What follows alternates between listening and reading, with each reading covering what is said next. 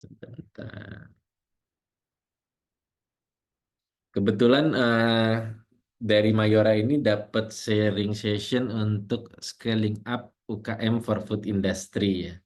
Mostly talk about basic sales and marketing. Jadi hari ini memang kemungkinan nggak terlalu banyak yang akan saya bahas, tapi ya mungkin more into general sharing dulu. Tapi nanti mungkin kalau memang perlu lebih detail, tentunya kita perlu session yang lebih banyak ya. Karena belajar marketing nggak mungkin dalam satu kali pertemuan gitu.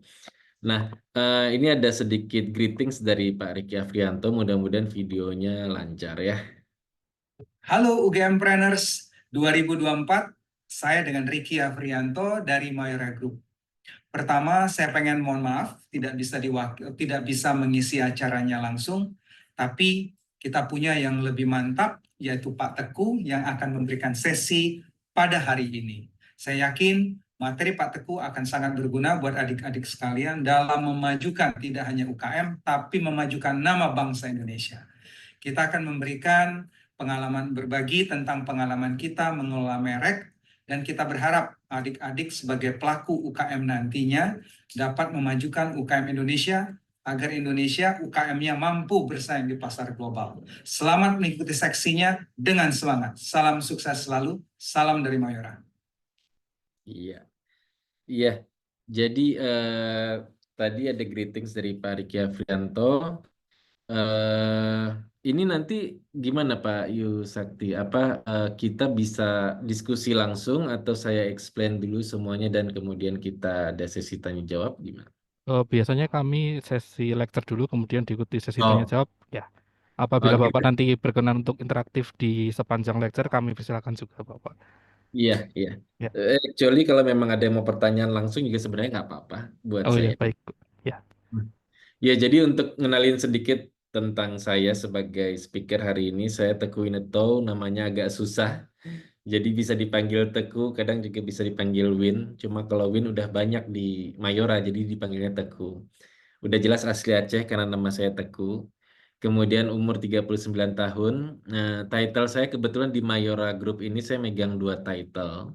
Yang pertama untuk Growth Accelerator Mayora Group dan yang kedua untuk Global Category Head di Beverage dan Instant Food. Mungkin banyak yang bertanya kenapa title-nya dua gitu ya.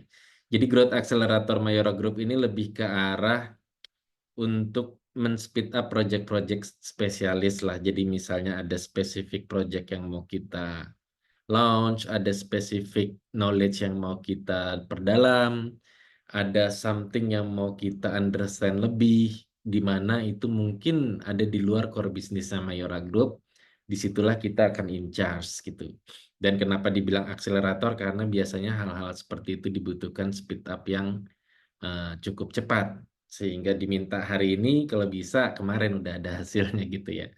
Jadi ya intinya pokoknya diminta untuk speed up dan explore gitu. Itu yang dinamakan growth accelerator. Sedangkan core saya sebenarnya ada di global category head which is managing category of beverage and instant food. Mungkin beberapa bertanya beverage and instant food Mayora apa aja sih gitu ya. Nanti kita share. Tapi saya sendiri ada di global marketing divisionnya. Jadi Indonesia sendiri punya marketing team. Nah, kalau saya kebetulan menghandle tidak hanya untuk Indonesia, tapi banyak countries yang ada di luar Indonesia. Means ketika, for example, ada Filipina, pengen tertarik sama beverage, sama instant food, ya di situ kita harus explore the market, kita harus lakukan analisa, kita harus pelajari competitionnya, dan apabila oke, maka kita decide untuk launch di sana. Gitu. Jadi role-nya lebih ke situ dan more into marketing rather than a salesperson. Jadi kan mungkin beberapa banyak yang mengira kalau marketing sama sales itu sama gitu ya. Tapi sebenarnya di perusahaan-perusahaan itu marketing dan sales ada dua divisi yang sangat-sangat berbeda. Which is sales itu adalah mendorong gimana caranya barang kita dibeli sama konsumen, dibeli sama buyer, dibeli sama perusahaan-perusahaan retailer gitu ya. Sedangkan kalau marketing gimana caranya bikin pembeli mau membeli produk kita. Nah, saya udah 8 tahun di Mayora, belum terlalu lama dibanding yang lain, jadi banyak yang lebih lama di Mayora dan sedikit previous company saya sebelumnya sempat di Astra International, sempat di Nestle, sempat di Unicam. Unicam itu Mami Poko untuk popok bayi sama pembalutnya ada Cam. Kemudian sempat sebentar di Indofood sebelum akhirnya ke Mayora. Gitu ya. Nah, saya mau cerita sedikit tentang Mayora. Jadi Mayora mungkin banyak yang udah tahu brand-brandnya rather than company-nya biasanya. Jadi talk about Roma Kelapa, Coki-Coki, Beng Beng pasti pada tahu. Tapi kalau Mayoranya sendiri mungkin belum semuanya pada tahu. Jadi untuk Mayora ini sebenarnya perusahaan asli Indonesia. Kita tidak terafiliasi oleh perusahaan atau negara manapun. Jadi pure punya Indonesia yang kita gencar untuk melakukan ekspor ke beberapa negara, which is sampai detik ini kita itu udah ada di lebih dari 100 negara, tepatnya ada di 104 negara gitu. Means produk kita ke distribusi dengan baik dan beroperasi udah lebih dari 1 tahun di 104 negara tersebut gitu. Termasuk region-region seperti ASEAN, Middle East, India, sampai ke Amerika Latin, bahkan Palestine pun kita udah masuk gitu. Palestine gitu-gitu walaupun sekarang lagi di economic war, mereka tetap melakukan order gitu. 2-3 kontainer per 2 bulan tuh ada aja gitu ya. Gitu. Nah, ini sedikit tentang apa sih kategori-kategori yang Mayora punya gitu ya. Jadi sampai saat ini Mayora itu punya 8 divisi besar. Jadi yang pertama adalah divisi biskuit sama divisi wafer and coklat. Divisi biskuit, wafer and coklat ini kita gabungkan menjadi satu yang kita sebut M1, M1.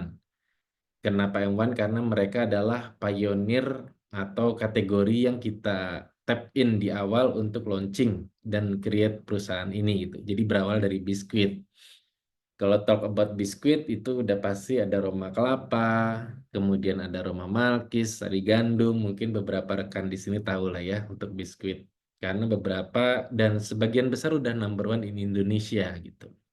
Kemudian wafer and coklat kita punya Coki-Coki, Superstar, Beng Beng yang paling favoritnya, kemudian ada Astor gitu. Nah itu masuk di kategori wafer and coklat. Kemudian kita punya Candy. Candy ini yang paling terkenal ya Kopiko. Sampai sekarang Kopiko itu udah jadi world number one coffee candy. Kemudian kita ada Kiss, ada Tamarin gitu ya. Yang kopi pastinya pada tahu lah ya Torabika. Kita punya kopi instan di sini.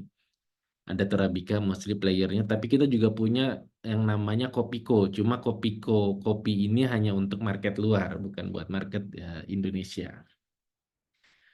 Kemudian kita punya health food atau cereal, which is di sini ada Energen dan sekarang ada yang baru itu Champion. Ini juga udah nomor 1 dan kemudian untuk beverage atau minuman ini yang berarti ready to drink atau RTD, semua minuman dalam kemasan yang siap minum. Jagoan kita di beverage ini adalah mineral sama teh pucuk. Kemudian ada kopi juga, kopi Lucky Day, ada susu 7 kurma, sekarang ada susu yang baru kolagena gitu ya. Nah, instant food ini sebenarnya bisnis unit yang baru. Jadi sekarang kita baru keluarin yang namanya Wow Spaghetti. Mungkin beberapa rekan ada yang udah sempat lihat. Sepertinya distribusinya masih fokus di Jawa Barat, tapi mungkin soon akan fokus ke nasional karena memang kita baru launching. Sempat ada mie oven, ada mie gelas, super bubur, bakmi mewah gitu ya. Dan ini yang terakhir adalah home care atau kita sebutnya deterjen lah bahasa gampangnya. Home care ini yang paling baru, yang paling muda. Jadi kita create the first liquid detergent yang menggunakan plant based. Jadi nggak ada lapsanya, istilahnya nggak memanaskan tangan gitu ya, nggak bikin tangan melepuh gitu. Nah ini adalah 8 divisi besar dari Mayora Group. Kemudian sedikit informasi juga sebelum saya masuk ke knowledge-nya ya. Jadi kita ini sebenarnya kita bisa mengklaim diri kita sebagai eksporter terbesar di Indonesia untuk consumer good yang udah jadi gitu dengan brand Indonesia. Jadi kalau ditanya, katanya di Afrika banyak tuh Indomie udah nomor 1 gitu. Atau misalnya di Nigeria gitu ya. Atau misalnya Sinarmas mengklaim dirinya mereka apa. Tapi itu mereka buka factory di sana. Mereka buka factory mereka operate dengan besar di sana, which is besar marketnya, tapi mereka tidak ekspor gitu, tidak ekspor finish good. Mungkin mereka ekspor bumbu atau tepung gitu, tapi bukan finish good. Nah, kalau Mayora di sini kita klaim karena kita produksi di Indonesia dan kita ekspor ke Indonesia. That's why kita kemarin dapat apresiasi juga dari Kementerian Perdagangan dan Kementerian Perindustrian. Kalau one of the biggest exporter company. Jadi bisnis kita more than 50 triliun, kemudian export contribution kita. Jadi kalau kita tanya omsetnya Mayora itu gimana sih? Dari 50 triliun itu 25 triliunnya kurang lebih dari ekspor. Dan 25 triliunnya adalah pasar dalam negeri, which is Indonesia. Dan banyak brand kita yang nggak hanya nomor 1 di Indonesia, tapi kita juga nomor 1 di dunia. Misalnya tadi Kopiko Candy, kemudian Torabika Coffee Cappuccino, itu kita udah dapat sertifikat World Number One. Jadi nggak hanya di Indonesia, tapi di dunia. Kemudian tadi Kopiko Coffee, which is itu instan kopinya dengan merek Kopiko, kita nomor 1 di Filipina, kita punya butter cookies nomor 1 di Cina dan Vietnam, namanya Danisa. Danisa ini memang nggak ada di Indonesia. Kemudian Energen kita nomor 1 di Indonesia dan Filipina. Malkis kita nomor 1 di Indonesia, Thailand, dan India. Kemudian Beng Beng kita nomor 1 di Indonesia, Thailand, dan Filipina. Kemudian Coki-Coki kita nomor 1 di banyak negara lah sebagai coklat pasta. Nah, selain itu Kopiko juga sempat dibawa sama ISS NASA. Nah, karena jadi ceritanya itu NASA itu nggak boleh bawa produk consumer good sembarangan ke atas. Nah, mereka tuh hanya punya 2 waktu untuk meminta produk dari bawah, which is dari bumi, untuk dibawa ke International Spaceship Station. Nah, itu waktunya adalah ketika Thanksgiving sama satu lagi kalau saya nggak salah New Year, saya lupa-lupa inget. Nah, itu banyak astronot NASA di ISS itu request minta dibawain Kopiko Candy. Karena itu adalah the way mereka bisa consume coffee dengan easy gitu loh. Tanpa dia harus ngaduk, kan di sana susah yang ngaduk, air panas segala macam. So, mereka tinggal ngemut aja Kopiko Candy gitu.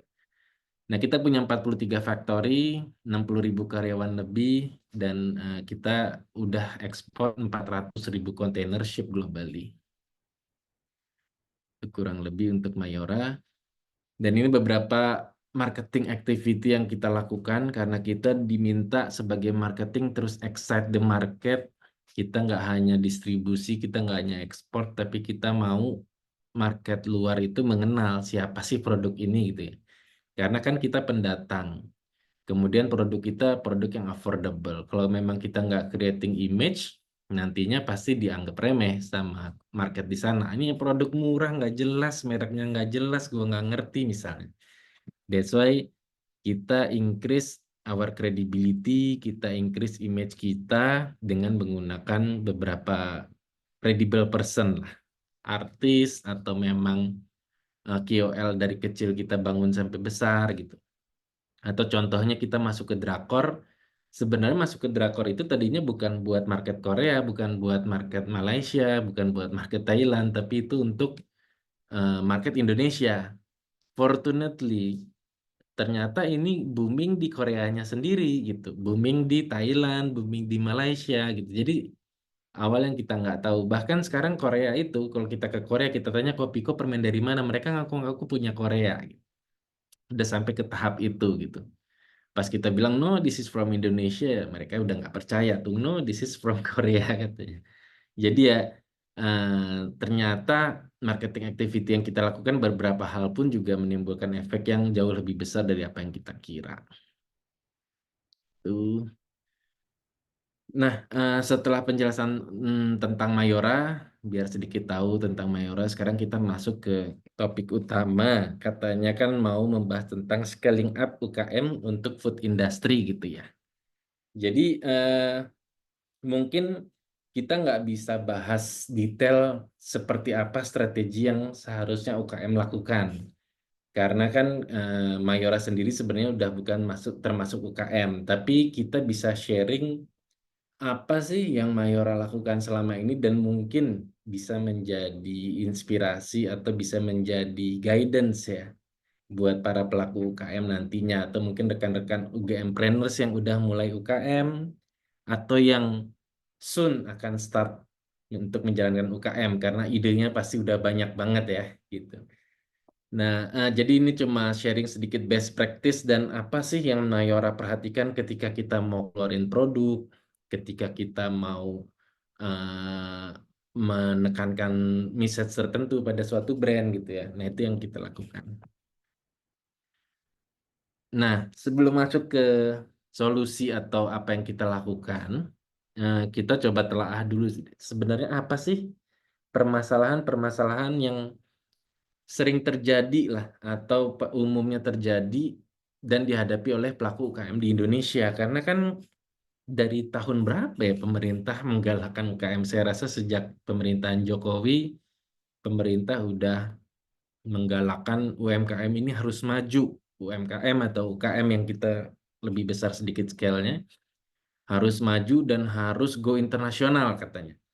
Nah, cuman kan ternyata nggak semudah itu ya untuk para pelaku UKM ini bisa fight di dunia atau di market Indonesia, belum lagi masuknya produk-produk import yang murah dari China, atau belum lagi banyaknya copycat atau produk-produk yang meniru gitu. Tambah lagi dia jual dengan harga yang murah gitu. Nah, tentunya itu bukan hal yang mudah gitu ya. Dan yang paling pertama ternyata menjadi kendala para UKM itu minimnya modal usaha nih.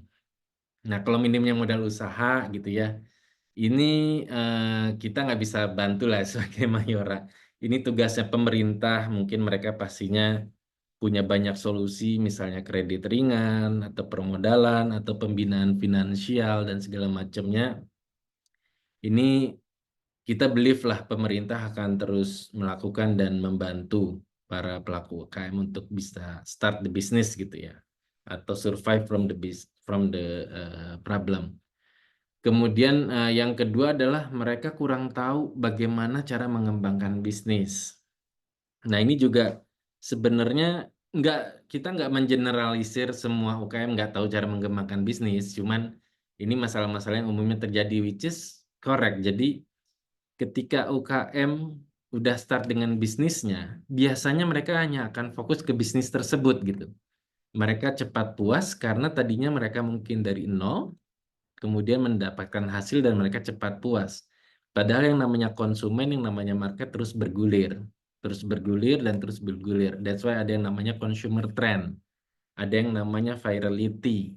Apabila mereka nggak bisa mengikuti itu ya, mungkin bisnis mereka berjalan dengan baik on that time, tapi setelahnya ya dia harus fight gitu ya. Yang ketiga, kurangnya inovasi produk. Nah, ini juga sebenarnya untuk inovasi itu not talk about the creativity. Jadi memang creativity diperlukan, kita harus ngelihat peluang, kita harus ngelihat market, kita harus melihat consumer trend gitu ya. Tapi kan kadang creativity juga bisa terlalu jauh, bisa tidak terlalu sesuai dengan current condition atau aset yang kita miliki, sehingga banyak inovasi-inovasi yang juga ternyata terhambat gitu. Ada yang bilang kalau pelaku UKM itu mainnya harus luas, nggak bisa misalkan bisnis usaha tempe kering, for example, atau bisnis usaha gudeg kaleng, mainnya hanya di ranah gudeg kaleng ya, keluarnya jadi gudeg kaleng terus gitu. Jadi ada yang bilang mainnya kurang jauh gitu. Nah, itu tuh benar tuh, mainnya kurang jauh itu banyak kejadian karena untuk inovasi perusahaan segede Mayora pun melakukan inovasi itu nggak 100% pure atas ide R&D, ide marketing untuk memikirkan di lab. Kita nongkrong, diem berjam-jam, berminggu-minggu, keluarin produk apa yang di dunia ini belum pernah ada gitu ya. Nggak seperti itu gitu. Tapi inovasi di sini tuh melihat peluang dengan adanya ide A di kota A, adanya ide C di kota B, adanya ide D di kota E misalnya. Itu kita rangkum, kita olah sehingga mengeluarkan suatu hasil yang baru gitu. Gitu loh. Jadi inovasi nggak berarti starting from zero, tapi inovasi itu bisa meaning mengeluarkan something yang unik, yang acceptance-nya baik, tapi juga meaningful buat consumer gitu. Yang keempat, kesulitan mendistribusikan barang. Nah, ini juga something yang bisa dibilang localize, yang tadinya lokal usaha menjadi lebih luas lagi, yang tadinya fokus di Jogja sekarang fokus di total Jawa Tengah, for example. Ini memang menjadi challenge, tapi again ini one of the solution yang harus di-solve oleh government tentunya ya, karena logistik dan everything, terutama ongkir dan segala macam itu jadi satu challenge yang besar buat pelaku UKM. Yang terakhir adalah keterbatasan untuk mengadopsi teknologi digital dan literasi digital. Nah, ini sebenarnya pengen kita tekankan di sini. Jadi, digital ini kan dunia yang bisa dibilang open banget lah ya. Kalau ketemu orang, mungkin dia orang paling open minded yang ada kita kenal gitu. Tapi opennya dia, kemudian kemudahan dia untuk kita tap in di situ ini bukan satu hal yang mudah buat kita telaah gitu ya. Orang yang mengerti digital saja bisa terjebak dalam digital, apalagi orang yang benar-benar tidak mengerti digital. For example, dalam tidak mengerti di sini bukan berarti tidak tahu apa-apa, tapi mungkin bukan hal yang common. For example, orang tua kita lah. Orang tua kita disuruh main e-commerce, disuruh pesen GoFood, mungkin aja itu masih susah gitu ya. Gimana bayangkan kalau orang tua kita yang punya usaha skincare atau punya usaha catering online dan segala macamnya, pastinya kan mereka perlu adjustment gitu. Nah, kebanyakan di Indonesia ini keterbatasan ini yang cukup menjadi barrier buat para pelaku UKM menghadapi permasalahan-permasalahan yang ada dan the way untuk mereka berkembang gitu ya. Nah, talk about itu semua, tentunya pasti saya believe di UGM Planner juga mungkin udah diajarin juga gitu ya. Apa sih ilmu marketing untuk creating satu produk yang benar-benar superb gitu ya, yang benar-benar meaningful, yang benar-benar bisa diapresiasi oleh konsumen gitu. Di Mayora sih sering banget pakai yang namanya Nine Core of Element. Jadi ini tuh sebenarnya teori dari Hermawan Kertajaya dari marketing mix, which is teori ini pun juga banyak dibahas di negara lain juga. Jadi segmentation, targeting, positioning, differentiation, marketing, mix, selling, brand, service, and process. Jadi ini 9 hal yang bisa dibilang harusnya udah umum diketahui lah. Tapi ketika kita mengetahui as a theory, itu memang nggak mudah untuk kita implement sebagai executionnya, sebagai solusi akhirnya gitu ya. Nah, talk about that 9 core element, saya hanya mungkin hari ini fokus di 4 hal. Yang pertama marketing mix dan yang kedua STP dan differentiation. Sekarang talk about marketing mix, pastilah semua udah tahu ini pelajaran dari SMA kayaknya, product place, price, promotion. Which is ketika kita mau analisa market, ketika kita mau launching satu produk, udah pasti kita harus mempersiapkan produk kita dengan baik. Kita harus create positioning yang kuat di situ. Kita harus create rasa yang enak. Kita harus create benefit yang lebih dibandingkan kompetitor gitu ya. Kalau untuk place ya kita udah pasti harus memikirkan di mana ya saya harus mendistribusikan produk ini. Apakah saya akan distribusi fokus di pasar basah? Apakah saya harus buka toko sendiri? Apakah saya harus nebeng ke toko orang, ke semua minimarket? Apa saya harus fokus di online aja e-commerce gitu ya? Nah itu kan something yang harus kita tetapkan dan ini hanya benar-benar pelaku usaha itulah yang tahu di mana baiknya dia harus mendistribusikan. Begitu juga dengan harga. Secara simple price point itu sangat penting lah ya. Kenapa kita bilang price point? Karena di Indonesia itu price point-nya beda sama negara lain gitu ya. Kalau di kita itu price point-nya simple, 1.000, 2.000, 5.000 gitu. Untuk yang barang affordable. Selanjutnya naik ke 10.000 gitu ya. Tentunya kita harus memperhatikan emosional consumer ketika mereka mengeluarkan uang gitu ya, sejumlah uang.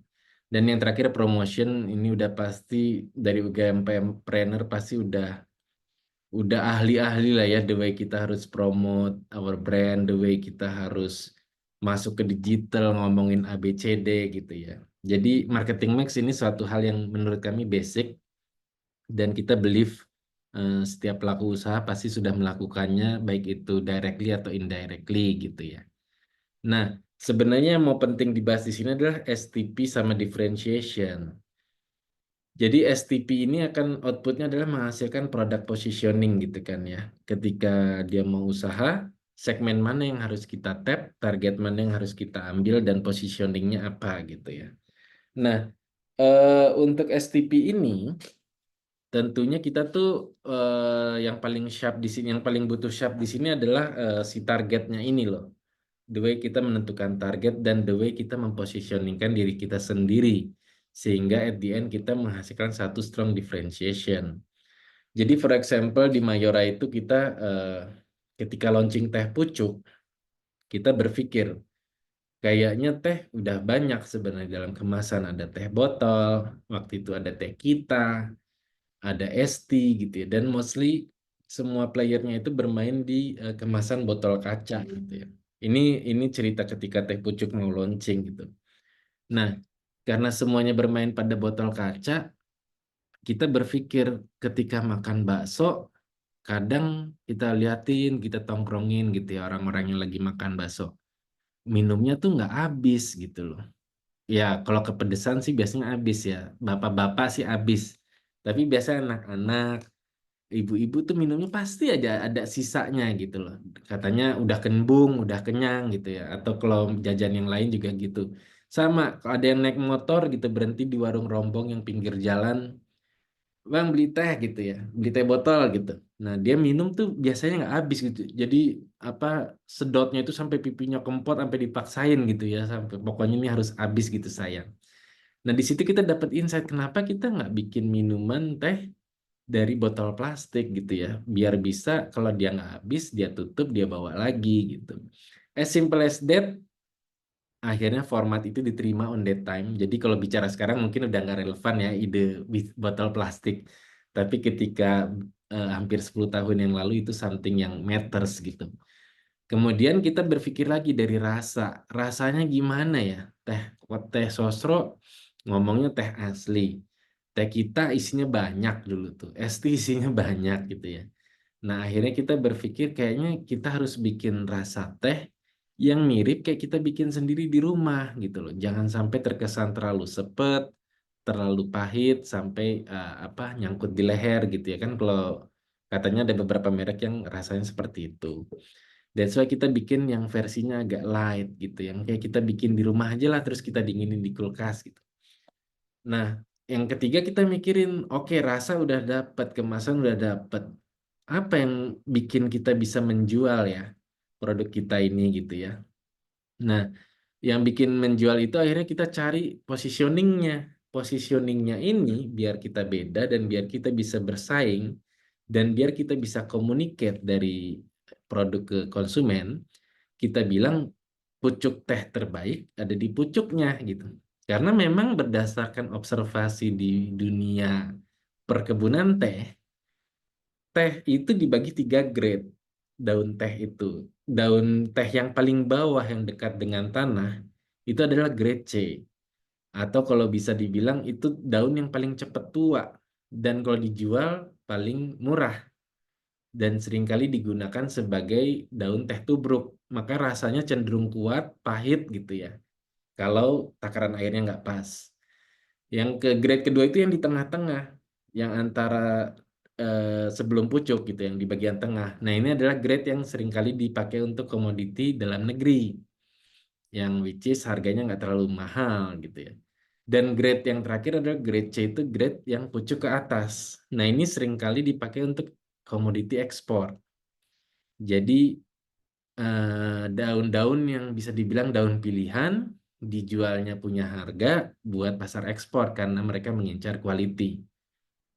Nah, dari situ kita belajar, oke, kita coba tanam sendiri, bikin perkebunan teh sendiri, dan beberapa juga perkebunan collab sama beberapa koperasi, kita hanya harvesting yang pucuknya aja gitu.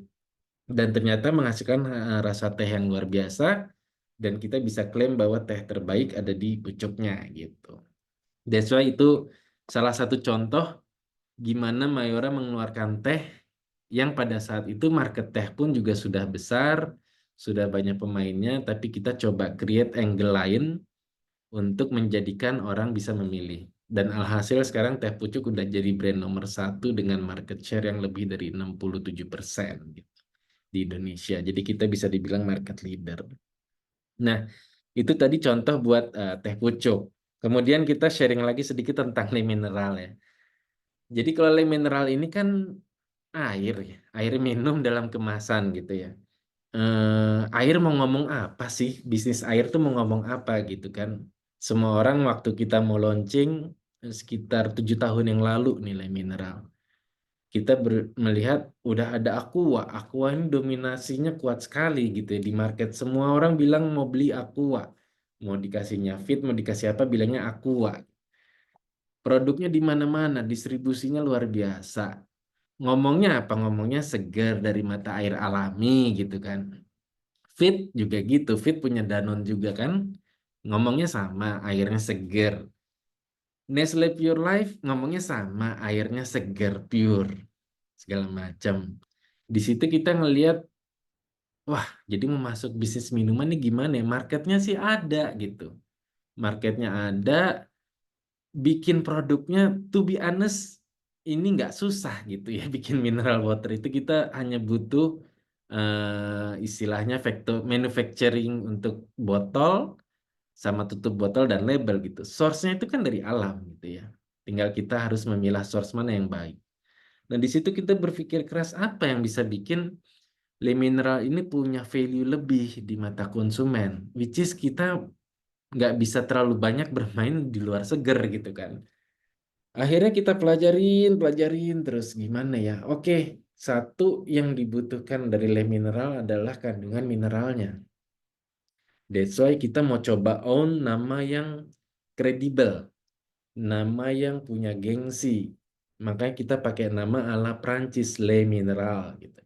Kita coba belajar dari Evian, kita coba belajar dari eh, siapa namanya tuh brandnya, Fiji gitu ya.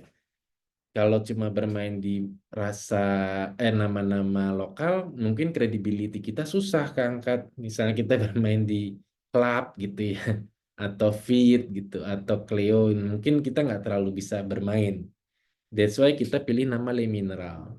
Yang kedua, kita ngelihat nama ini kuat. Karena orang kalau nggak ngomongnya aqua, ngomongnya air mineral gitu ya. Nah, kita pengen lock siapa yang sebut air mineral, yaitu Le Mineral gitu.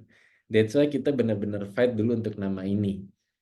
Nah, yang ketiga kita ngelihat kayaknya untuk minuman AMDK ini atau air minuman dalam kemasan ini, dulu tuh kasusnya banyak pemalsuan. Banyak yang disuntik dari lubang pantat aquanya, botolnya gitu ya. Ada lagi yang diganti segelnya gitu. Ada lagi yang diganti tutupnya gitu. Termasuk yang galon. Mereka isi air air biasa ditutup pakai tutup galon yang berlogo resmi gitu ya. Nah, dari Le Mineral ini cari cara apa kita harus do something ya sama protection ini. Minimal kita harus mempersulit. Makanya kita lakukan yang namanya triple locking system.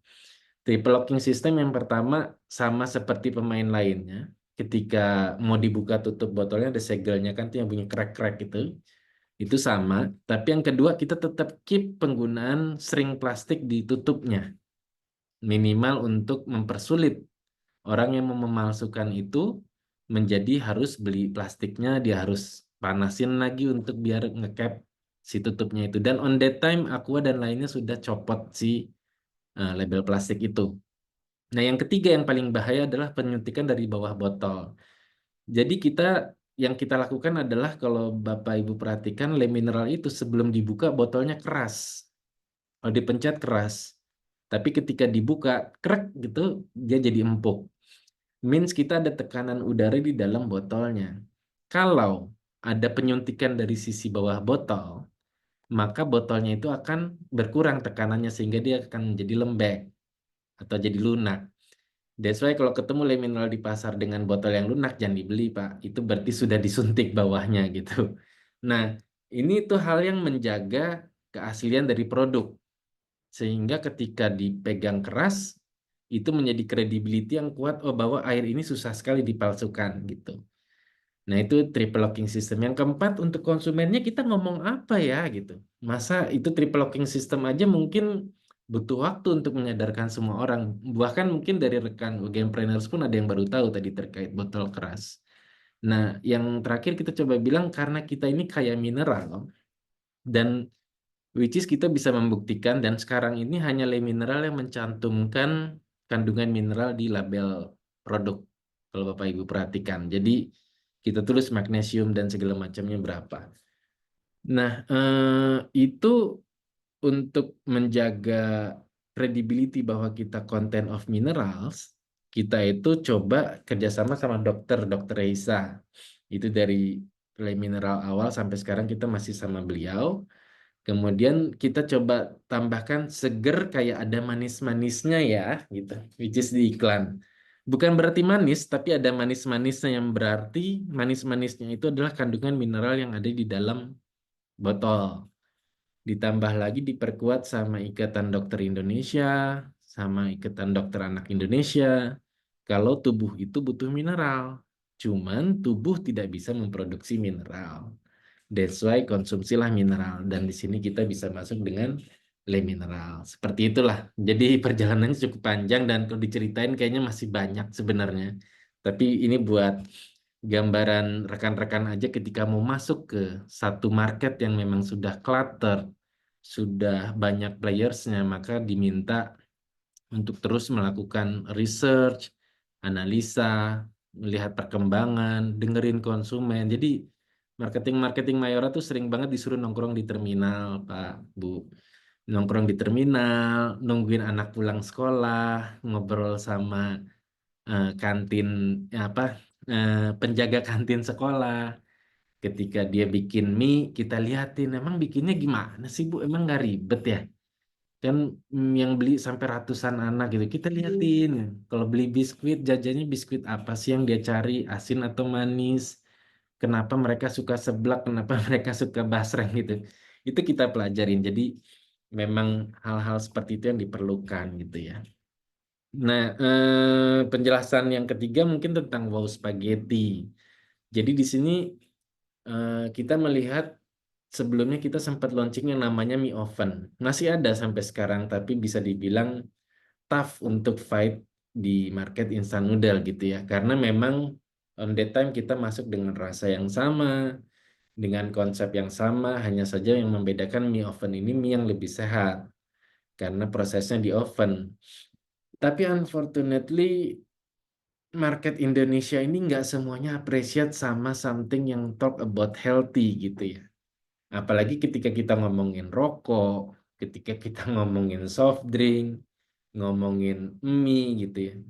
Beberapa dari mereka tuh sampai dengan gampangnya bilang, ya saya juga tahu rokok itu bikin cepat mati gitu, tapi banyak yang ngerokok nggak mati tuh gitu. Banyak yang mati duluan yang ngomong, kata dia gitu bahasa kasarnya ya. Jadi bisa dibilang mereka nih kayak udah tahu itu nggak sehat buat mereka, tapi enak gimana dong ya gitu. Jadi ya mereka udah siap dengan segala macam resikonya dan mereka punya cara masing-masing lah untuk counter atau untuk menutupi apa yang hal buruk yang mereka konsumsi sebelumnya gitu. Jadi di situ konsepnya oven bagus, diapresiasi, tapi unfortunately nggak bisa grab mass market gitu. Saat ini belum bisa.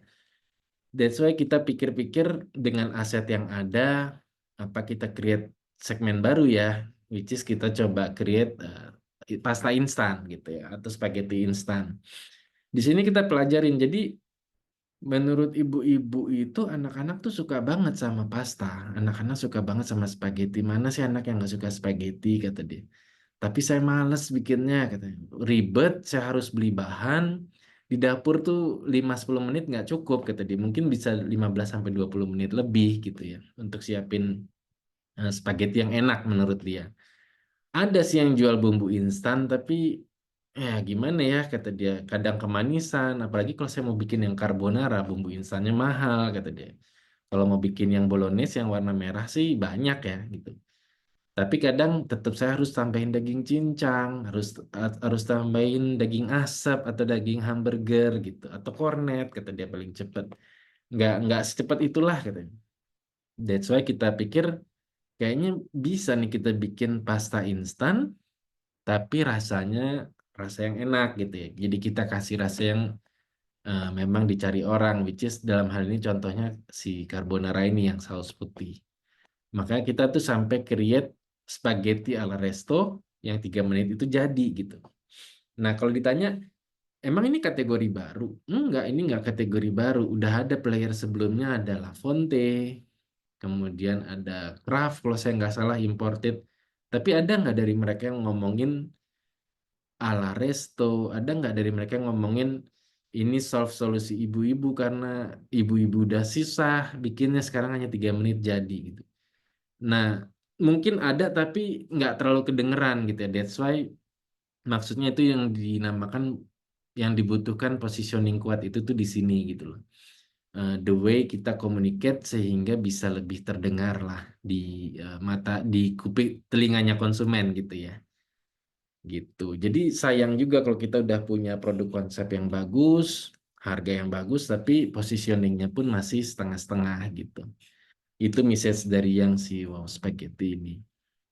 Nah, kemudian masuk ke masalah digital nih. Jadi seperti yang kita tahu ya, TV ini kan sekarang bisa dibilang mahal ya. Untuk kita mau masuk di iklan TV atau masuk ke slot iklan TV, nggak usah buat UKM, buat mayor aja kita masih consider as mahal gitu. Untuk spending yang sangat tinggi untuk TV. Nah, apalagi buat UKM-UKM ini, saya rasa kalau dipaksakan TV bisa jadi bukan jadi media spending yang tepat, bukan jadi media spending yang efektif dan efisien gitu ya. Belum lagi sekarang banyak yang bilang TV juga siapa sih yang nonton TV, siapa sih yang nonton TV gitu. Kita aja mungkin di ruangan Zoom ini nggak ada yang nonton TV lagi gitu ya. Mungkin lebih sering ke handphone, ke OTT atau ke TV kabel gitu ya. Memang benar sih TV ini saat ini trennya declining. Jadi sejauh ini kalau kita beli data Nielsen gitu ya kita liatin memang TV itu terus turun gitu ya. Mulai di replace sama digital. Tapi memang di Indonesia media yang punya reach atau punya jangkauan yang sangat luas itu saat ini memang masih TV gitu ya. Karena kita melihat hanya di kota-kota besar gitu. Nah, di kota-kota kecil itu TV itu masih sangat diapresiasi gitu ya. Mungkin in the next 5 years kayaknya TV masih jadi media utama gitu. Unfortunately again back to the topic TV itu mahal gitu ya. That's why karena TV mahal jadi kita larinya kemana dong gitu ya. Kita larinya kemana? Nah mostly itu jawabannya pasti digital lah. Zaman sekarang mana sih yang nggak digital gitu ya. Kenapa digital? Digital ya karena ya do any creativity di Instagram atau di akun-akun kita sendiri gitu. Itu bisa dibilang free of charge lah ya. Atau benar-benar murah atau kita panggil editor, kita panggil KOL mikro, nano gitu. Bisa dibilang harganya terjangkau lah gitu. Tapi banyak juga yang berpikir efektif nggak ya spending saya di digital gitu ya? Efektif nggak sih? Sebenarnya tepat sasaran nggak sih? Kok yang view cuma 1.000, kok yang view cuma 200 gitu ya? Gimana saya mau berkembang ya di digital gitu? Nah ini memang tough-nya dunia digital. Maka kenapa digambarin juga digital itu kayak looks like easy tapi sebenarnya nggak semudah itu gitu. Challenge-nya tuh banyak. Karena apa? Karena ya pasti ini lihat dari kita sendiri gitu ya. Ketika kita main handphone gitu ya, pasti satu kita itu beda sama TV. Kita itu nggak ready untuk menerima iklan. Kalau TV kita sudah akan ready karena kita akan tahu in the 10 or 15 minutes pasti ada iklan. Dan saya nggak punya pilihan gitu. Saya harus tungguin itu minimal. Either saya tunggu di sofa duduk atau saya bikin teh tapi harus cepet-cepet karena iklan paling lama 5 menit gitu ya. Atau ke kamar mandi atau kemana tapi kita siap, badan kita dan pikiran kita siap ketika nonton TV pasti akan ada iklan gitu. Nah berbeda dengan digital gitu ya. Digital ini nih mindset kita ketika kita main TikTok, main Instagram atau YouTube, kita paling bisa expect akan ada iklan itu di pertama gitu loh. Tapi sisanya sebenarnya di bawah alam bawah sadar kita kita nih nggak ready untuk menerima iklan di dunia digital gitu. Dan ketika kita menerima, jadinya kita terganggu. Yang kita lihat adalah tombol skip. Di mana tombol skipnya gitu. Dan ketika nggak ada tombol skipnya, kita akan jadi kesal gitu. Aduh, ini harus nungguin 15 detik. Kadang ada 2 iklan lagi ya. Gitu dia. Kalau memang nggak mau keganggu iklan, saya harus bayar gitu kan. Belum lagi di TikTok sama di Instagram paling gampang tuh jempol kita yang main ketika ada iklan tinggal scroll up, scroll up, scroll up gitu. Boro-boro dengerin 1 detik aja belum tentu gitu ya. Nah, itu akan jadi challenge karena memang itulah mindset konsumen di digital. Sekarang kalau kita mau invest usaha makanan apa ya, misalnya keripik tempe atau usaha skincare gitu ya, dengan model iklan yang biasa-biasa aja atau beli skincare ini dapatkan ini nih, itu besar kemungkinan kita akan ke skip. Padahal kita bayar tuh buat ads-nya gitu ya, atau kita bayar KOL-nya. Jadi challenge-nya lepas dari dia murah, tapi kita banyak harus do something, harus creativity untuk create good ads atau good material untuk diiklankan gitu ya.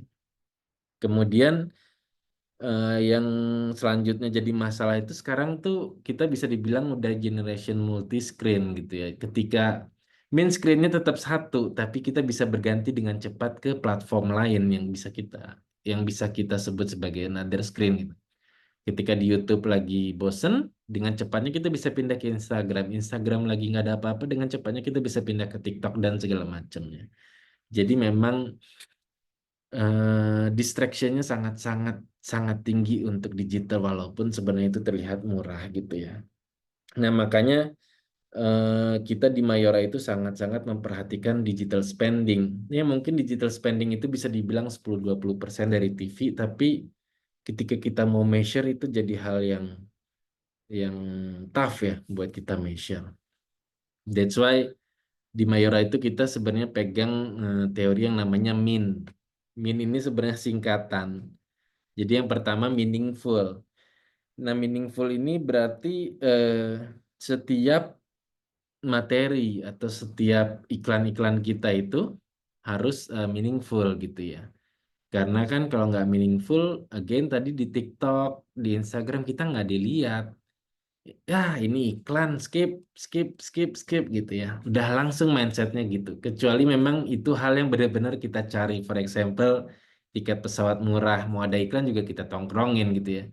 Tapi mau jualan pizza pizza tradisional for example gitu. Mau jualan pizza tradisional di Instagram, ya kalau mereka nggak cari, mereka nggak akan berhenti gitu ya. Termasuk juga misalnya jualan kopi kopi cincau atau apa gitu di Instagram, di TikTok ya kalau mereka nggak cari mungkin akan tough gitu. That's why harus meaningful. Kemudian di e-commerce juga kita perhatikan, kita harus siapkan kolaborasi sama e-commerce, sama platform, apakah bikin promotion, payday, kemudian support gratis ongkir, karena kan barang, ya in this case Mayora barangnya itu kan 1.000, 2.000 gitu ya, nggak mungkin orang mau beli beng-beng di e-commerce cuma 2 biji gitu kan susah ya, 4.000 ongkirnya aja bisa 11.000 gitu. That's why kita harus muter otak gimana caranya kita bikin bundle promo, atau apa combo sama cross branding sama brand yang lain gitu sehingga orang tetap mau beli gitu. Nah, yang kedua adalah engagement. Engagement di sini seperti tadi yang kita ketahui kalau untuk di TV itu kan engagementnya itu kan memang udah nggak bisa kita harapkan untuk UKM karena again tadi mahal, apa spendingnya juga luar biasa tinggi gitu sehingga nanti kita jadinya nggak efektif, nggak efisien. Makanya digital lah yang jadi solusinya. Nah, untuk digital ini untuk dapetin engagement itu kan nggak mudah ya. Pertama kita harus perhatikan reach-nya, kita harus perhatikan like dan komennya. Makanya banyak akun Instagram sekarang yang ada apa-apa pun dijawab gitu sama adminnya dengan tujuan untuk naikin engagement-nya tuh. Biar dia dapetin engagement yang baik, sehingga nanti secara algoritma dia akan terbaca oleh algoritmanya konsumen gitu ya. kemudian harus sering ngepost, harus harus mancing buat komen, buat like gitu-gitulah. Itu pasti udah pada jago-jago sebenarnya untuk create strong engagement. Kemudian yang ketiga adalah appropriate. Appropriate di sini berarti means kita harus wise dalam spending kita gitu ya. Karena kan ketika kita memutuskan untuk terjun ke media tertentu, for example kita mau fokus di TikTok, TikTok Shop gitu ya.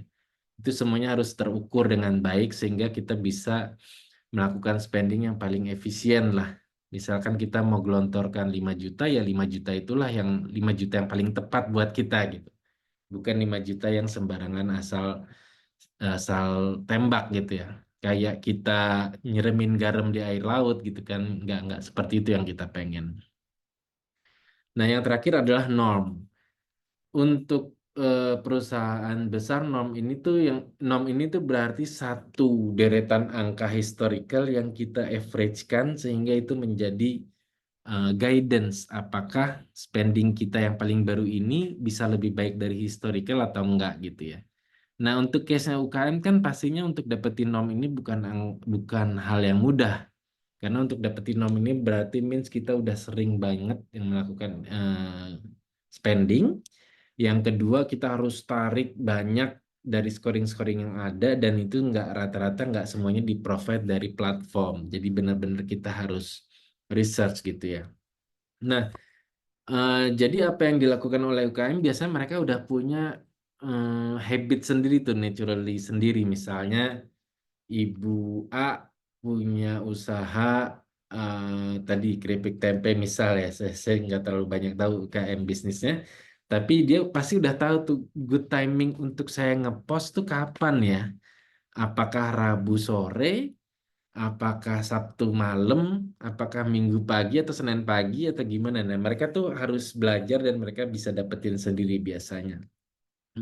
Konten saya tuh baiknya berapa menit ya, 30 detik kah, 1 menit kah gitu. Terus saya ngomongnya harus apa, ngomongin promo atau ngejelasin produk atau gimana gitu ya. Nah itu tuh memang harus dipelajarin dan dicari tahu sendiri.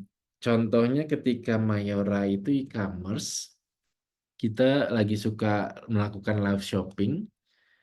Anehnya, menurut saya sih aneh juga ya, walaupun sampai sekarang kita belum terlalu tahu kenapa ketika live shopping di hari Senin dan Jumat sore itu nggak laku. Justru yang paling bukan nggak laku, trafficnya nggak terlalu bagus. Justru yang paling bagus itu di Rabu setelah jam 5 sore. Nah kita juga bertanya ada apa sih di hari Rabu gitu ya? Apa gajian di tengah minggu kan nggak juga ya. Tapi sampai sekarang kita tarik itu pokoknya Rabu jam 5 sore itu bagus gitu loh sampai jam 7 malam. Selain itu ada lagi di hari Kamis, tapi harus di atas jam 9 malam gitu. Kita juga nggak tahu kenapa sih jam 9 malam gitu ya, hari Kamis gitu. Nah, hal-hal seperti itu memang hanya kita yang bisa tarik sendiri dan kenapa hal itu bisa jadi hal yang bagus untuk kita nanti lakukan selanjutnya gitu. That's why we call it norm gitu. Jadi again, kita sendiri di Mayora terus belajar nih rekan-rekan semua tentang min ini gitu. Dan terus kita perhatikan ketika kita akan melakukan spending.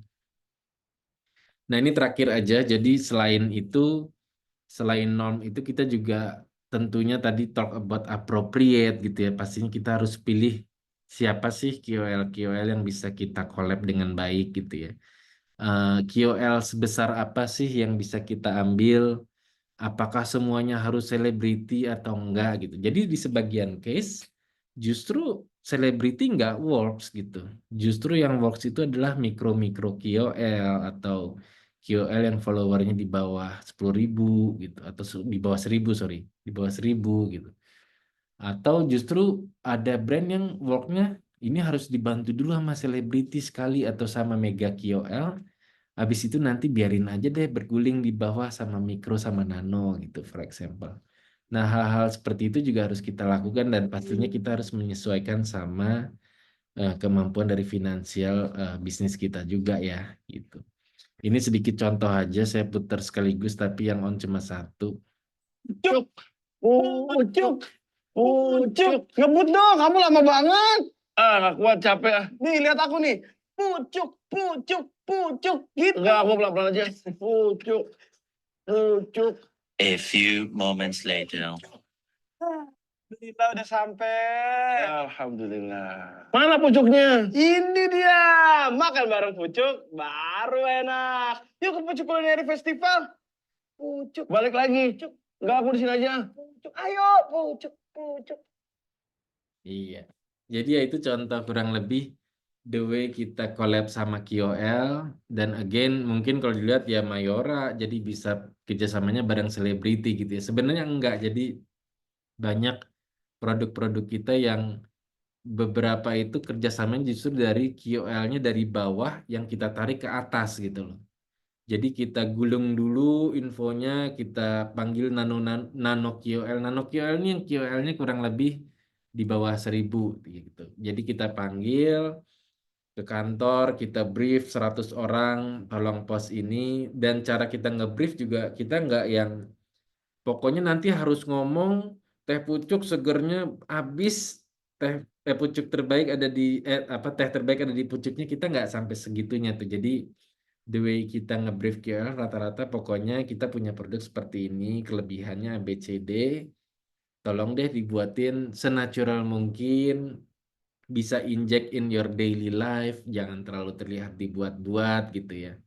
Punya skenario sendiri, kita open, pokoknya bikin yang engagementnya itu bagus. Again tadi E-nya Min itu adalah engage, jadi kita punya engagement yang kuat. Stylenya juga kita nggak memaksa. Kalau memang style kalian biasanya nyeleneh, nggak apa-apa bikin nyeleneh. Kalau style kalian biasanya kritis atas review produk yang ngomongnya cepet kayak kereta gitu, ya nggak apa-apa gitu. Atau style kalian ternyata romance, ya bikin yang romance is okay, komedi gitu. Nah, itu semua kita sesuaikan dengan stylenya KOL gitu. Kurang lebih sih seperti itu ya sharing dari saya, Pak Yusakti, dan rekan-rekan UGM-Planner semuanya. Mungkin bisa dibilang terlalu singkat karena memang seharusnya sesinya agak panjang ya. Tapi kebetulan ada beberapa hal yang bikin saya jadi agak sweet up. Cuman oke, untuk sesi tanya jawab kita masih bisa in case ada rekan-rekan mau bertanya. Dan kalau ditanya kenapa sih sharingnya nggak terlalu detail ya, again butuh banyak session lah untuk marketing, karena kita nggak bisa generalisir UKM satu sesi sendiri, sebenarnya menurut saya sih kurang ya. Pastinya perlu banyak turunan-turunan session yang harus lebih sharp ke depannya gitu. Thank you Game Planners dan rekan-rekan semua. Feel Baik, free terima kalau ada. kasih Pak Teguh. Mungkin teman-teman kita berikan reaction dulu ke Pak Teguh atas lecture yang telah diberikan. Thank you. Untuk selanjutnya seperti biasa saya buka sesi tanya jawab kepada rekan-rekan yang ingin mengajukan pertanyaan ataupun ingin sharing tentang materi pada hari ini. Kami persilakan, mungkin bisa melalui chat ataupun langsung dengan open mic dan open cam. Saya persilahkan teman-teman.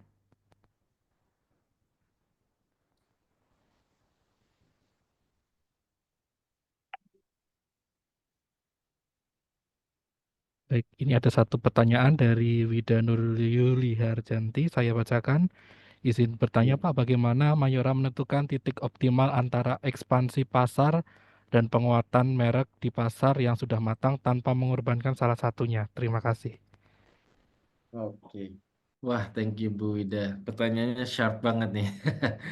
Ya, jadi bagaimana Mayora menentukan titik optimal antara ekspansi pasar dan penguatan pasar ya?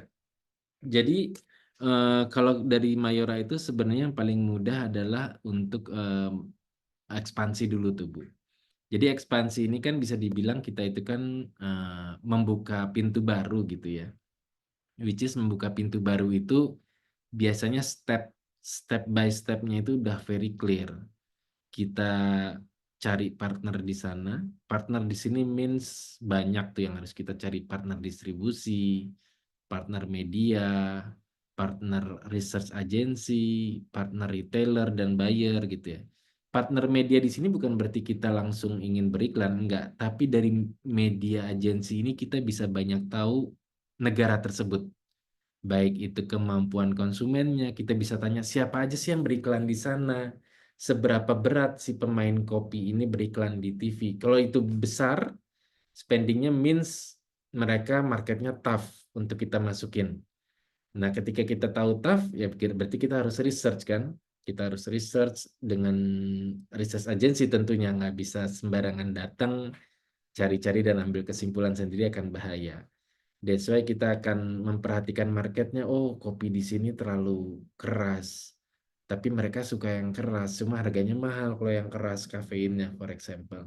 Nah, hal-hal seperti itu sebenarnya untuk ekspansi satu hal yang udah kita pegang pakemnya gitu. Rather than untuk menentukan titik optimal di sini, maksudnya untuk fokus di negara tersebut biar kita lebih besar ya. Nah, ketika kita harus menentukan titik optimal di sini tuh, kita berarti harus prepare untuk spending yang cukup banyak.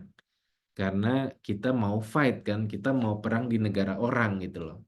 Berarti kita harus siapin senjata kita. Nah, senjata kita ini apa? Kalau produk, kita believe lah semua pelaku UKM itu pasti udah prepare the best yang mereka bisa untuk produknya. Karena mindset UKM itu rata-rata starting from the product. Kalau produknya nggak enak, dia nggak akan jualan.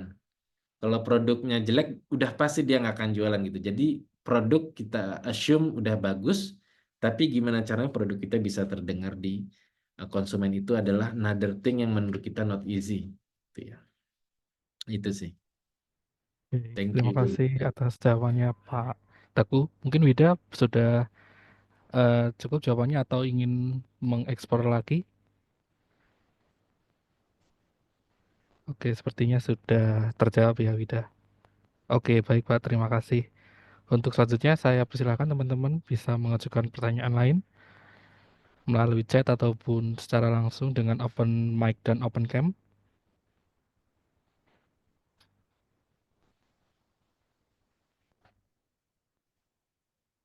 Silakan teman-teman.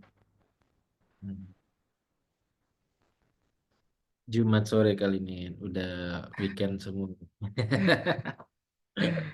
Sepertinya ini Pak, mungkin karena materi Bapak sudah sangat detail gitu ya, jadi teman-teman wah sudah terjawab semua di materi yang telah disampaikan oleh Pak Teguh. Iya, mungkin saya ingin bertanya Pak, eh, Mm-mm. dengan adanya channel gen yang dikeluarkan oleh Mayora kan itu sebetulnya bukan apa ya produk yang pada umumnya di eh, mungkin ya diproduksi oleh Mayora sebelumnya, kebanyakan di eh, eh, konsumsi seperti itu ya, makanan kecil, makanan ringan seperti itu Pak. Nah, untuk melakukan pivot seperti itu, apa pertimbangan dari Hmm. Mayora dan apabila diterapkan di usaha kecil, apakah pivot-pivot seperti itu bisa dilakukan juga ya Pak? Hmm. Oke, thank you Pak Yusakti. Betul Pak. Jadi si bisnis unit kita yang paling muda ini keluar dari makanan dan minuman nih memang. Nah, apa deterjen ini ya. Jadi yang kita lakukan saat ini adalah di makanan minuman ini mostly kategorinya udah kita tap in tuh Pak. Dan apabila ada yang belum kita tap in, itu biasanya memang secara market opportunity-nya udah nggak terlalu baik. Ataupun secara competition-nya udah terlalu jenuh. Sehingga ketika kita mau masuk kayaknya wah ini tough untuk masuk. Belum lagi beberapa perusahaan ada yang bermainnya memang dengan harga yang murah, low quality gitu ya. Nah itu satu hal yang memang cukup tough untuk di-enter. That's why yang kita lakukan adalah kita explore ke kategori mana lagi yang punya potensi, masih potensi dan keep growing gitu ya. Nah, untuk eh, perusahaan-perusahaan yang pada umumnya sih mostly punya capability untuk membeli data gitu ya. Tapi untuk UKM di sini memang pastinya tadi banyak orang bilang mainnya kurang jauh, Pak, gitu. Mainnya kurang jauh, Bu, gitu.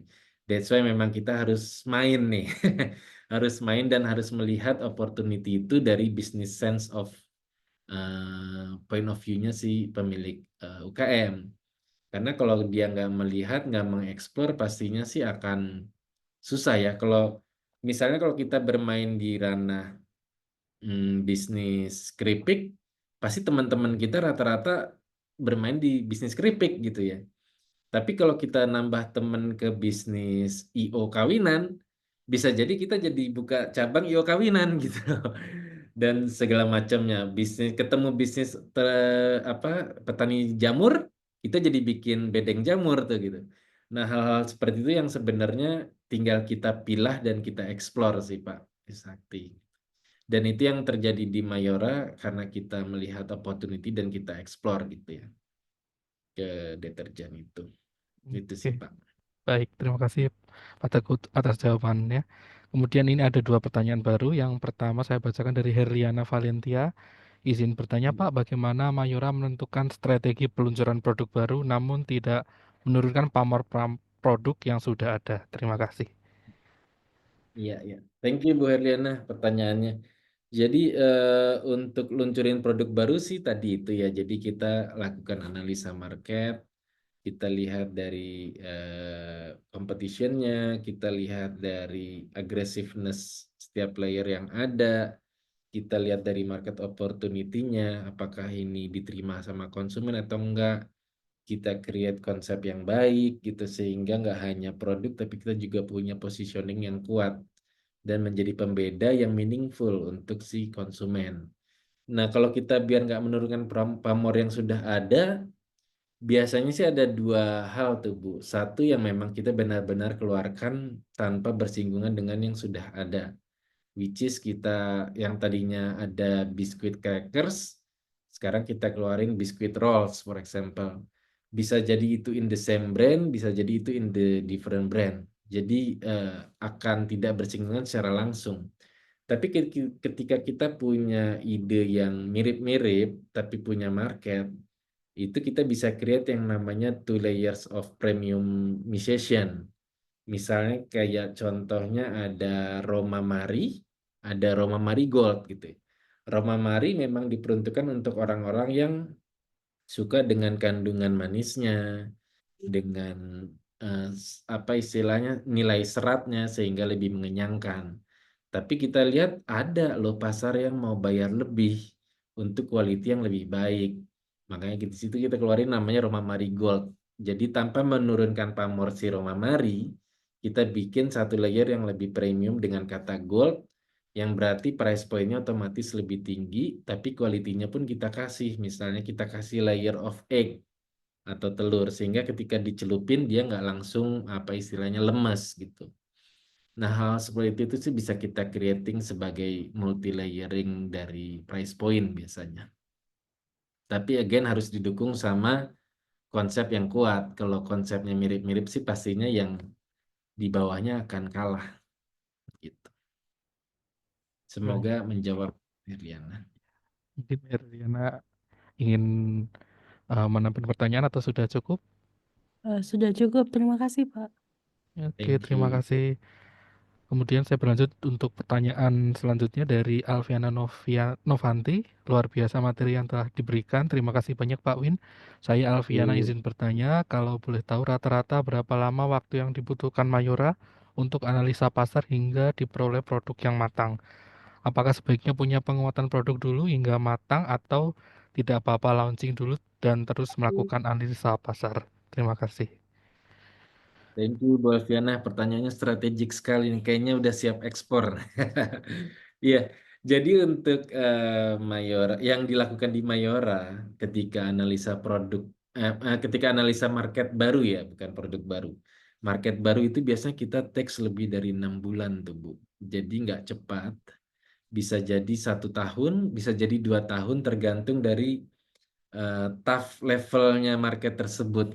Biasanya kalau marketnya masih market berkembang, contohnya Myanmar, Kamboja, Laos, kemudian ada Lebanon, ada Tajikistan, ya, Uzbekistan gitu, market-market yang ketika kita masuk kayaknya masih banyak opportunity-nya dan produk mereka nggak lebih baik dari kita gitu, itu akan cepat.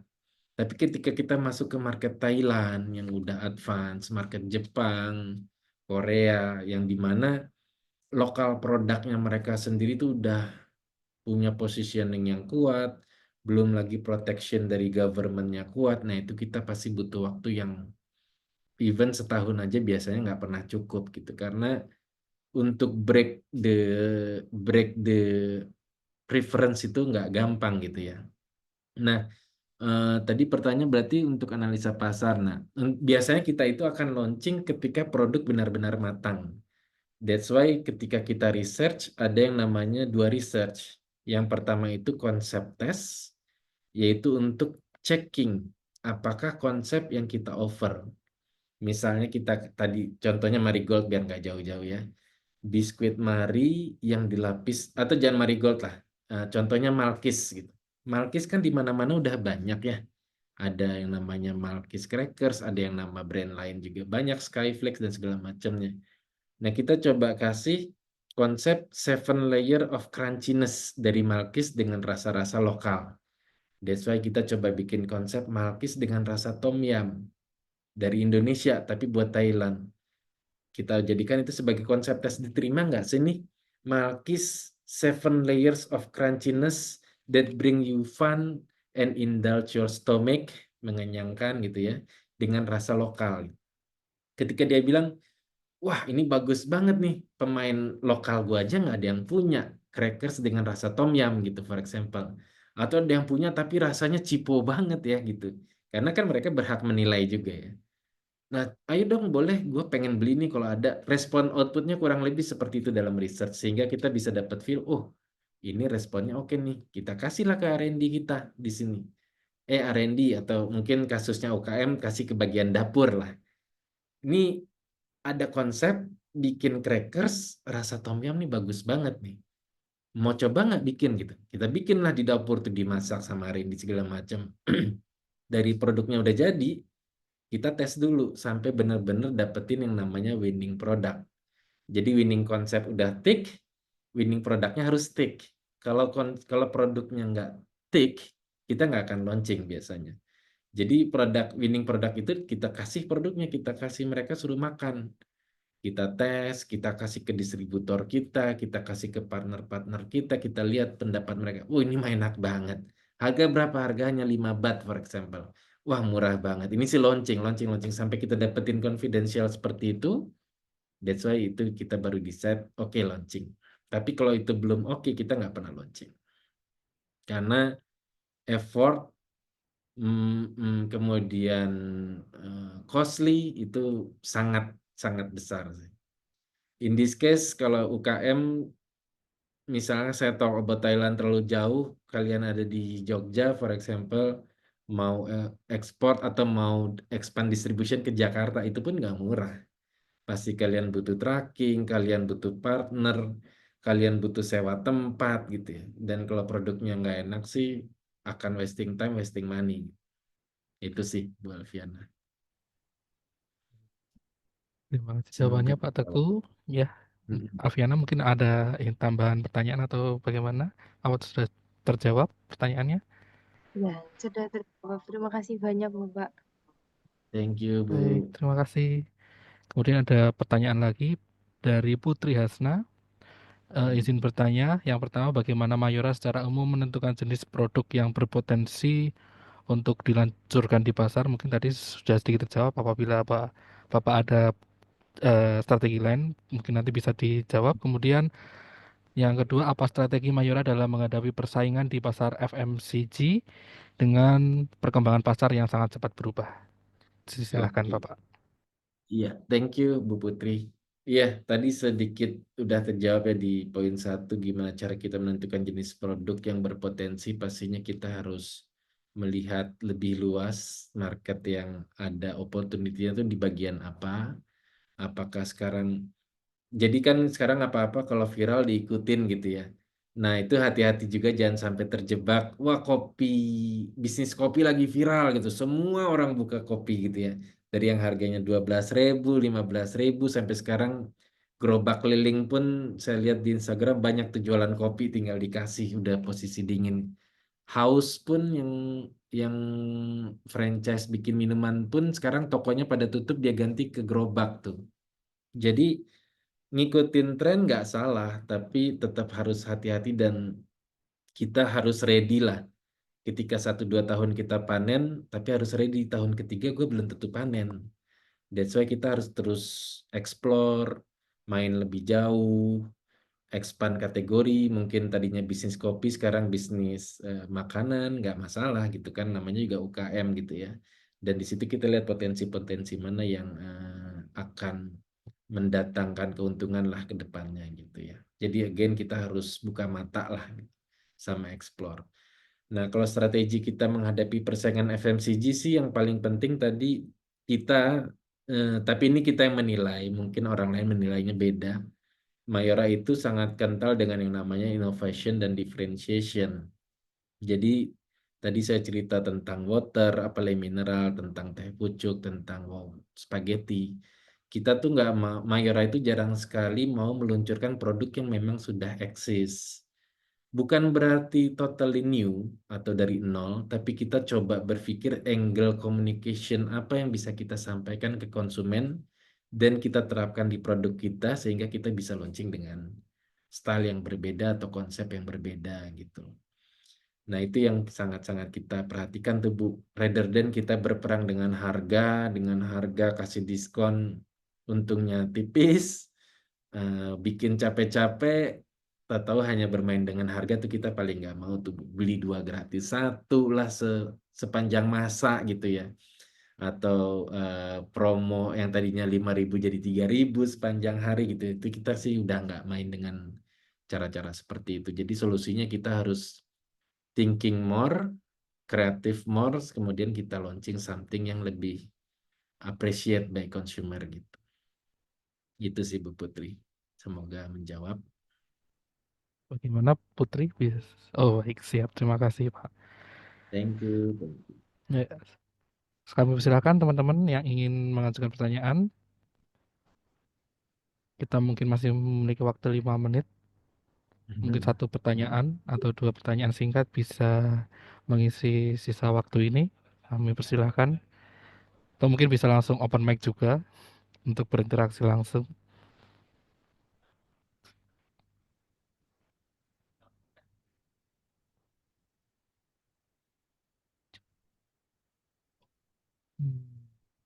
Sekali lagi teman-teman saya persilahkan bisa mengajukan pertanyaan di sisa waktu yang ada, baik melalui chat ataupun open mic. In case nanti ada pertanyaan menyusul pun juga bisa WhatsApp tadi. Saya WhatsApp Bu Loreta ya kalau nggak salah ya. Oh, Nah, baik. Ya. Mungkin masih malu-malu nih atau Oh iya, ini ada 1 pertanyaan baru Bapak. Iya. Mungkin jadi pertanyaan terakhir untuk sesi hari ini dari Jokin Wilson. Saya izin bertanya Pak, bagaimana pendekatan yang Mayora lakukan untuk mengetahui demand atau kebutuhan yang ada di pasar secara smooth? Serta apakah ada build up plan dalam marketing plan yang ada apabila strategi yang diterapkan dirasa kurang berhasil? Silahkan Bapak. Iya, iya. Thank you Pak Wilson berarti ya. Iya, untuk kita tahu tentang demand atau kebutuhan yang ada di pasar itu sih biasanya sih memang kita harus banyak exploration ya Pak ya. Kalau kasusnya Mayora, again kita banyak disupport sama data, which is kita banyak kerjasama sama Nielsen, banyak Euromonitor, kemudian other secondary data dari surfing di internet, dan kemudian setelah itu kita validate through research and everything sehingga kita bisa banyak tahu opportunity atau demand itu ada di mana sekarang gitu ya. Tapi memang mungkin pertanyaan Pak Wilson nanti gimana kalau di UKM kan kita nggak mungkin beli data Nielsen kan, data Nielsen miliaran Pak kalau beli. Kemudian kita data Euromonitor dan research pun juga sekali research ratusan juta gitu ya. Jadi pastinya memang tadi sih kita harus mungkin bisa dilakukan dengan ikut dengan community atau organisasi-organisasi pemerintah atau seperti GAPMI misalnya atau organisasi UKM di wilayah sekitar sehingga kita bisa banyak dengar opportunity dari rekan-rekan atau dari industri lain gitu ya.